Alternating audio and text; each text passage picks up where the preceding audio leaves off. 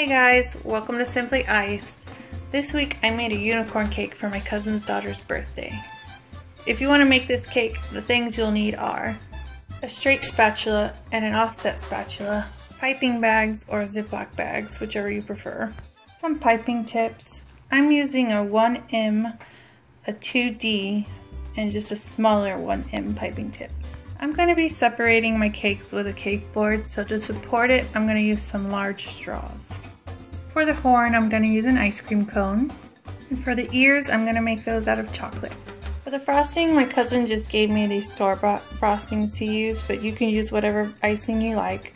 And I'm just going to dye those using rose food coloring, orange food coloring, and sky blue food coloring. I'm going to use 2 cake boards, one to separate my layers, and one to lay my cake on. I don't have a turntable, so I just took my microwave plate and I'm going to use that. For the cake, I baked a boxed chocolate cake mix and a boxed yellow cake mix in 2 9-inch pans. I chose not to level them, which I know is a bad idea, but it's just a kid's party and I didn't want to take away any of the cake. I'm going to put the chocolate cake on the bottom, and because it's a kid's party and I don't want them to have huge slices and I want to separate the flavors, I'm going to put a cake board in between. And I'm just going to take my straws and cut those to the right size so that it has some support.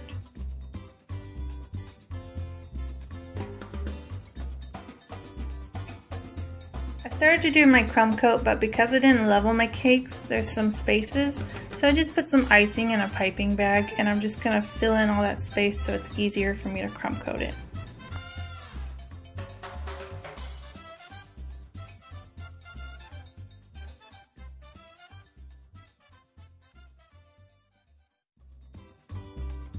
I finished up my crumb coat, chilled it, and did another coat of icing, and now here's what we have. But now it's time to do the eyes. I didn't have enough icing to dye any black, so I just took an edible marker that I had and drew on the eyes, which wasn't the best option, but it was my only option, so I went with it.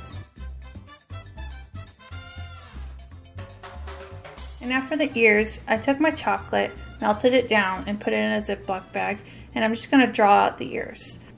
To smooth it out, I'm going to use my spatula, and I'm just going to smooth it out towards the bottom because that part's going to be buried in the cake anyway, so it doesn't matter how it looks. And then I'm just going to leave those at room temperature to harden, and you see they kind of look like little arrowheads, but it kind of helps for sticking it into the cake later.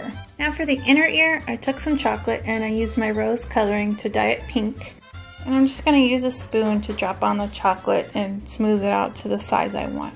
Again, taking my spatula to smooth it all towards the bottom. And then leaving it to harden at room temperature. Then when those are ready, you can put that along with the cone on top of your cake. I was going to dye my cone gold, but I couldn't find anything gold in the store, so I just left it the way it is. And now to give this unicorn some hair. I took one of my cans of frostings and roughly divided it into the 3 colors. My sky blue actually looked a little green, but I ended up liking it, so I just left it like that. And now we're just going to go ahead and pipe on the hair. Some of my piping didn't get recorded, so as you can see, I had already started, but I'm just randomly piping on the hair.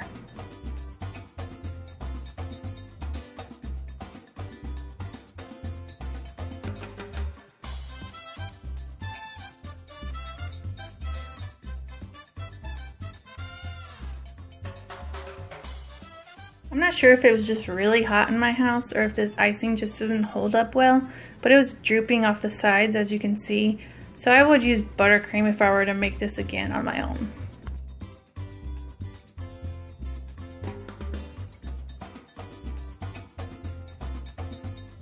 I'm all done with the hair, but one of the packages of frosting had these really cute sprinkles, so I'm just going to toss those on top of the hair.